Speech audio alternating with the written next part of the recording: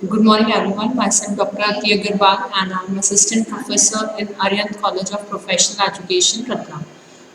इससे पहले जो हमारी क्लासेस हुई उस पे हम CSR पे ही हमारा डिस्कशन चल रहा था. अभी हम CSR को ही कंटिन्यू करेंगे. CSR यूनिट 1 के अंदर बिजनेस ऑर्गेनाइजेशन एंड कम्युनिकेशन में है बीकॉम फर्स्ट ईयर के अंदर. और इसके अंदर बेसिकली हम पढ़ चुके, डेफिनेशन पढ़ चुके, केस स्टडी हैवल्स की हम पढ़ चुके, कितना फंड इन्वेस्टमेंट रहता है CSR में, क्या क्या पेनल्टीज होती हैं CSR ना फुलफिल करने की, ये सारी चीज़ें हम पढ़ चुके. उसके बाद हमने बात की थी कि किस किस के प्रति क्या क्या रिस्पॉन्सिबिलिटी होती है बिजनेस की. जैसे जो डिफरेंट स्टैक होल्डर्स हैं वो जो मेरे बिजनेस के अंदर डायरेक्टली इनडायरेक्टली कोई ना कोई इंटरेस्ट रखते हैं और मेरे बिजनेस से डायरेक्टली और इनडायरेक्टली अफेक्ट होते हैं, उनके इंटरेस्ट को सेफगार्ड करना या उनके प्रति क्या सोशल रिस्पॉन्सिबिलिटी है बिजनेस की, हम उसके बारे में बात कर रहे थे. जिसमें कि हम पढ़ चुके थे बिजनेस की responsibility towards the owners and investors and responsibilities towards the employ. ठीक है. Now coming to the next slide, that is responsibilities towards consumer. अब बिजनेस की कुछ रिस्पॉन्सिबिलिटीज होती हैं कंज्यूमर के प्रति भी. ठीक है. कंज्यूमर कौन? जो अल्टीमेटली आपके प्रोडक्ट को कंज्यूम कर रहा है. ठीक है. That is consumer. और आप कस्टमर, जो कस्टमर के प्रति भी होती है, कस्टमर जो आपके प्रोडक्ट को खरीद रहा है. ठीक है. अभी क्या है कि कंज्यूमर या कस्टमर के प्रति क्या रिस्पॉन्सिबिलिटी हो सकती है कि वो जो आपको जिस चीज का पैसा दे रहा है, ठीक है, वही उसको प्रोवाइड कराना. ठीक है. यानी जितनी क्वालिटी के लिए आप पैसा चार्ज कर रहे हो वही क्वालिटी गुड्स एंड सर्विसेज की उसको प्रोवाइड कराना. ठीक है. दूसरी बात, गुड्स एंड सर्विसेज एक फेयर प्राइस के ऊपर प्रोवाइड कराना, इतना ज्यादा भी उसके प्राइस को चार्ज ना करना जिससे कि इसके नेगेटिव इम्पैक्ट कंज्यूमर के ऊपर आए. ठीक है. या कंज्यूमर का इंटरेस्ट अफेक्ट हो. अनफेयर ट्रेड प्रैक्टिसेस जो होती हैं, अनफेयर ट्रेड प्रैक्टिसेस क्या होती हैं? जैसे वेट में कोई चीज कम दे देना, जैसे हम करते हैं ना, तो कई बार वो सब्जी वाले जो होते हैं वो नीचे मैग्नेट लगा लेते हैं. ठीक है. और मैग्नेट लगाने की वजह से क्या होता है कि वो चीज जो होती है वो तोल में कम आती है. ठीक है.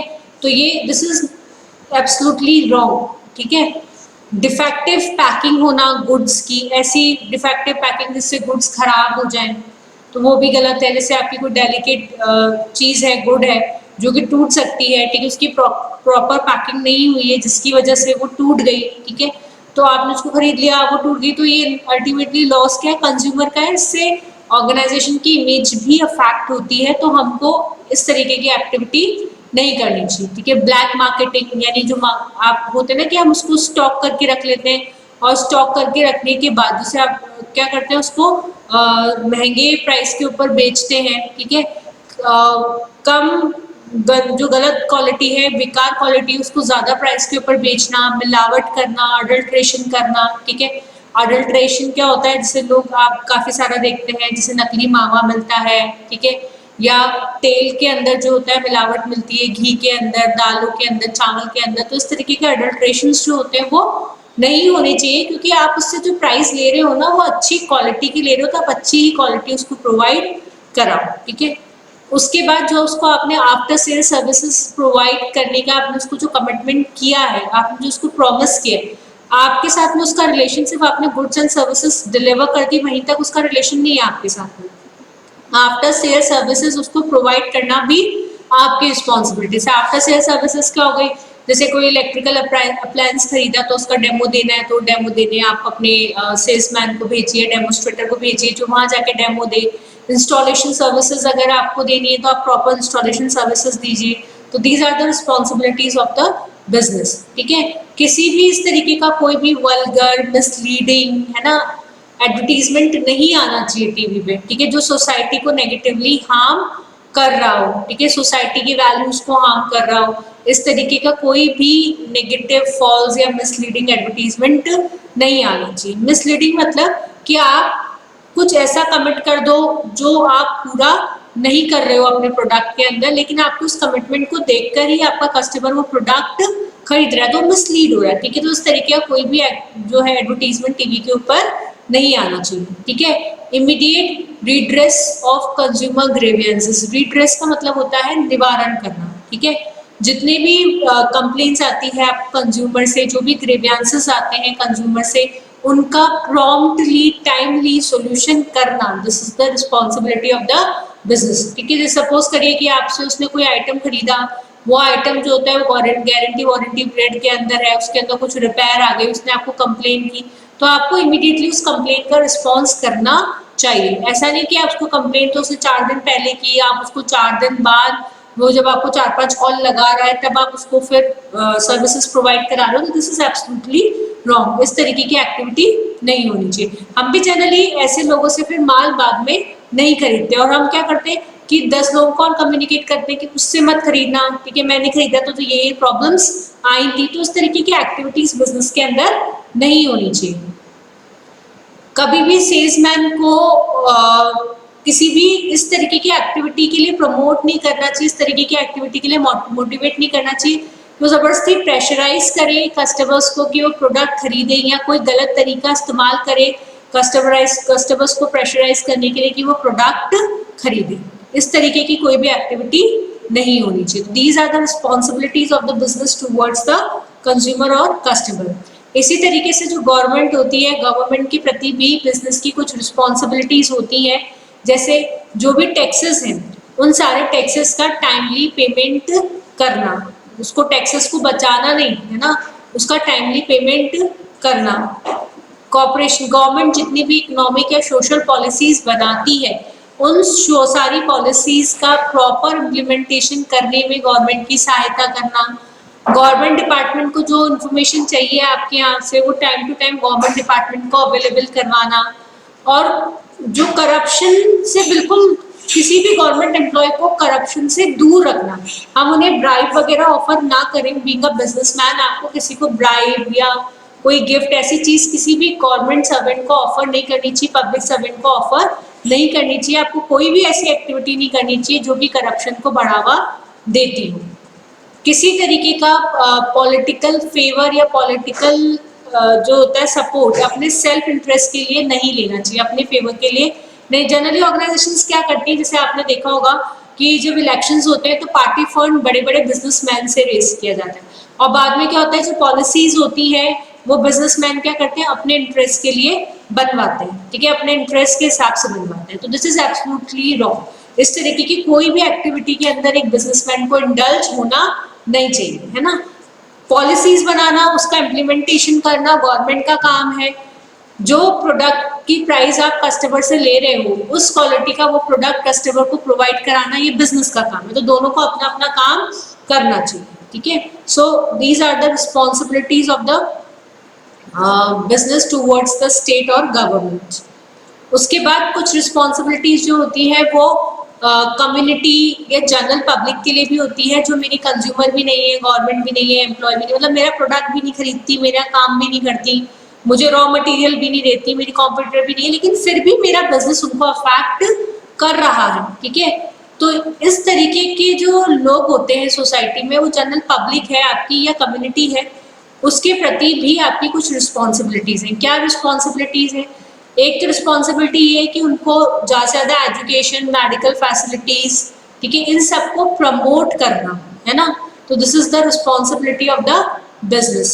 आपके यहाँ पर जो लोग आपके लोकल एरिया में रहते हैं या आपके लोकल रेसिडेंशियल जिनका है, उनको एम्प्लॉयमेंट प्रोवाइड करना, ज़्यादा से ज़्यादा एम्प्लॉयमेंट अपॉर्चुनिटीज जनरेट करना, प्रोवाइड करना, किसी एनवायरनमेंट को किसी भी तरीके का हार्म नहीं करना। अभी तो हमने देखा था कि जैसे कि आपने हेवल्स ने एक उठाया था, तो उन्होंने अपनी सोशल रिस्पॉन्सिबिलिटी पूरी की। उन्होंने कन्या उपवन नाम से एक स्कीम चलाई थी जिसके प्लांटेशन के लिए, ठीक है। तो वो क्या किया उन्होंने एनवायरनमेंट को प्रोटेक्ट करने की कोशिश थी उनकी एक। तो इस तरीके की एक्टिविटीज को प्रमोट करना, है ना। कोई भी आपके इंडस्ट्रियल वेस्ट जो आपके यहाँ से निकल रहा है उसको डायरेक्टली डिस्चार्ज ना करना। जैसे आपके यहाँ पर भी एक जो सॉर्बिटॉल है बदनावर के अंदर, जो सॉर्बिटॉल जहाँ बनता है, वो लोग क्या करते हैं कि उनके यहाँ से जो वेस्ट वाटर निकलता है, उस वेस्ट वाटर को टरबाइन चलाने के काम में लेके इलेक्ट्रिसिटी प्रोड्यूस करते हैं। तो इस तरीके से वो क्या कर रहे हैं कि एक तो रिसोर्सेज को, जो स्केयर रिसोर्सेज है सोसाइटी में, उनको प्रिजर्व कर रहे हैं, ठीक है, उनको कम से कम खर्च कर रहे हैं, और दूसरी बात, कोई भी एनवायरमेंटल पोल्यूशन नहीं कर रहे हैं, उनके ऐसे गंदा पानी कहीं नदी नाले में डिस्चार्ज नहीं होता, तो एनवायरमेंट पॉल्यूट नहीं होता, है ना। तो ये सारी क्या कि कभी एक बात ध्यान रखें आप कि एनवायरनमेंट को कंट्रोल करने के लिए आप क्या करें, हमेशा एक मेजर अडॉप्ट करें कि कभी भी अपना जो बिजनेस अंडरटेकिंग है या आपकी जो मैन्युफैक्चरिंग है कभी भी रेसिडेंशियल एरिया में नहीं लगानी चाहिए, है ना, जिससे कि किसी भी तरीके का हार्म सोसाइटी को ना हो। अगर आप रेसिडेंशियल एरिया में लगाएंगे तो उससे जो पॉल्यूशन निकलेगा उससे आपकी जनरल पब्लिक की हेल्थ अफेक्ट होगी, तो इस तरीके की एक्टिविटी आपको नहीं करनी चाहिए। आप अगर बायोमेडिकल वेस्ट आपके यहाँ से निकलता है तो बायोमेडिकल वेस्ट का प्रॉपर डिस्पोजल होना चाहिए। जो भी वेस्ट निकलता है, ठीक है, जैसे राजस्थान के अंदर किशनगढ़ में जो भी मार्बल की स्लैरी निकलती है ना, पाउडर निकलता है, उसका उन लोग क्या करते हैं, एक डंपिंग यार्ड बना रखा है, उस डंपिंग यार्ड में उसको डंप कर देते हैं, ठीक है, तो वो इधर उधर जाके कहीं एनवायरमेंट को भी अफेक्ट नहीं करता। नहीं तो क्या होगा, अगर आप उसको उधर उधर ऐसे ही फेंक देंगे तो वो धीरे धीरे जो फर्टिलाइज सॉइल है उसके साथ में मिल जाएगा और आपकी लैंड को जो है वो फर्टाइल, उसकी फर्टिलिटी को खत्म कर देगा, तो वहाँ पे एग्रीकल्चर ग्रो नहीं करेगा। तो वो लोग क्या करते हैं कि डंपिंग यार्ड में रखते हैं, ठीक है, डंपिंग यार्ड में फेंक देते हैं और बाद में डंपिंग यार्ड में ऐसे प्लांट वहाँ ग्रो कर देते हैं जो कि उसके ऊपर मतलब उस स्लैरी के अंदर ग्रो कर सकते हैं, ठीक है। इससे दो फायदे होते हैं कि किसी भी तरीके का कोई भी वेस्ट जो है वो एनवायरमेंट में डिस्चार्ज नहीं होता है, एनवायरमेंटल पोल्यूशन नहीं होता, ठीक है, आप प्लांटेशन भी हो जाता है तो उससे एनवायरमेंट भी आपका क्लीन रहता है। कोशिश ये करें कि आप जो लोकल एरिया में जहां आपकी लोकल मैन्युफैक्चरिंग यूनिट्स लगी है, जहां आपके प्लांट लगे, वहां ज्यादा से ज्यादा लोगों को एम्प्लॉयमेंट दे सकें ताकि जो शहरों में जो भीड़ होती है वो कम हो जाए, ठीक है। मेडिकल फैसिलिटीज हो गई, एंटरटेनमेंट फैसिलिटीज, एजुकेशनल, इन तरीके की फैसिलिटीज को आपको प्रमोट करना चाहिए और जो निचला सेक्शन है सोसाइटी का उसके अपलिफ्टमेंट के लिए आपको काम करना चाहिए। तो these are the responsibilities of the business towards the public और कम्युनिटी। जैसे आपने देखा हैवेल्स ने अपनी पब्लिक और कम्युनिटी के प्रति रिस्पॉन्सिबिलिटी पूरी की, उन्होंने एजुकेशन अरेंज करवाया, है ना, तो वो क्या हो गए कि पब्लिक कैसे एजुकेशन अरेंज करवाया, मिड डे मील प्रोवाइड करके, तो ये क्या होगा, ये उनकी सोशल रिस्पॉन्सिबिलिटी हो गई या रिस्पॉन्सिबिलिटी उन्होंने फुलफिल की टूवर्ड्स द सोसाइटी, ठीक है। So this is the responsibility of the business towards the society. ऐसे ही बिजनेस की कुछ रिस्पॉन्सिबिलिटीज होती हैं किनके प्रति, जो आपके सप्लायर्स होते हैं, सप्लायर्स के प्रति क्या कि उनके यहाँ से रॉ मटेरियल आया है तो उनका जो पेमेंट है वो टाइमली उनको करना, ठीक है, जो कंडीशन, टर्म्स एंड कंडीशन जो रॉ मटेरियल को ऑर्डर करते समय आपने रखी थी उन टर्म्स एंड कंडीशंस को फुलफिल करना। कॉम्पिटिटर के साथ में क्या होता है कि फेयर कॉम्पिटिशन होना, ठीक है, कोई भी इलीगल प्रैक्टिस नहीं करना, है ना, जैसे मोनोपोली क्रिएट ना करना, ठीक है, फेयर कॉम्पिटिशन करना, ये सब क्या होती है कॉम्पिटिटर के लिए आपकी रिस्पॉन्सिबिलिटी होती है। अब ये तो बात आई कि हमारे डिफरेंट सेक्शन के प्रति हमारी क्या रिस्पॉन्सिबिलिटी है सोसाइटी की, है ना, but now the thing is कि क्या बिजनेस को सोशल रिस्पॉन्सिबिलिटी पूरी करनी चाहिए या नहीं करनी चाहिए। तो they are the certain arguments और कह सकते हो कुछ स्टेटमेंट है which are against the social responsibility, मतलब वो स्टेटमेंट ये कहते हैं कि बिजनेस को अपनी सोशल रिस्पॉन्सिबिलिटी पूरी नहीं करनी चाहिए। क्यों नहीं करनी चाहिए, क्योंकि business is an economic activity, ठीक है। देखो क्या है कि कोई भी इंसान बिजनेस जब चलाता है तो बिजनेस रन करने का उसका प्रोस्पेक्ट क्या होता है, प्रॉफिट अर्न करना, ठीक है ना, और प्रॉफिट अर्न करना, लेकिन और अगर वो सोशल रिस्पॉन्सिबिलिटी करेगा तो सोशल रिस्पॉन्सिबिलिटी में उसको किसी भी तरीके का कोई प्रॉफिट अर्न नहीं होगा। समाज का उत्थान करने के लिए सरकार है ना, गवर्नमेंट है, ठीक है। बिजनेस का क्या काम है कि वो प्रोडक्ट एंड सर्विसेज बनाए और प्रोडक्ट एंड सर्विसेज मार्केट को दे और मार्केट को लेके उनकी नीड्स को सेटिस्फाई करे और जो मनी का ट्रांजैक्शन है मार्केट में उसको मेंटेन रखे, ठीक है।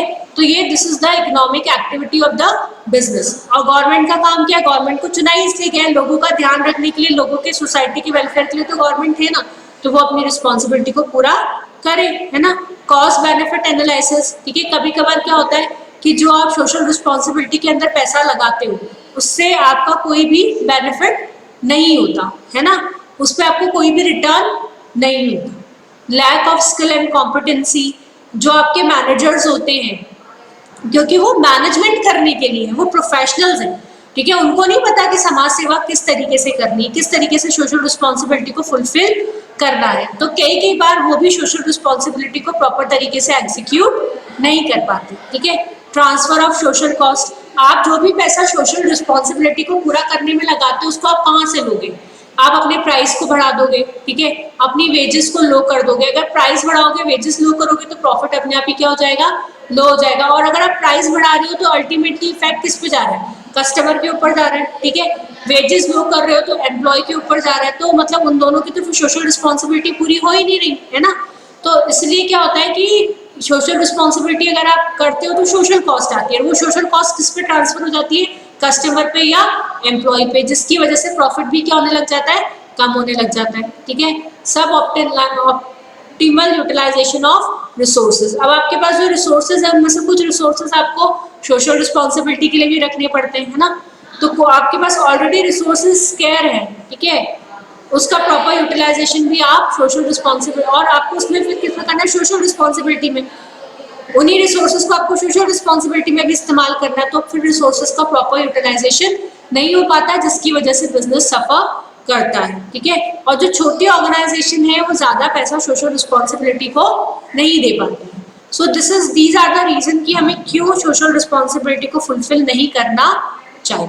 ओके, तो this is all for today, and like we are done with the social responsibility. अब हमारे नेक्स्ट जो भी लेक्चर होगा उसमें हमारे नेक्स्ट टॉपिक को कवर करेंगे। Thank you students.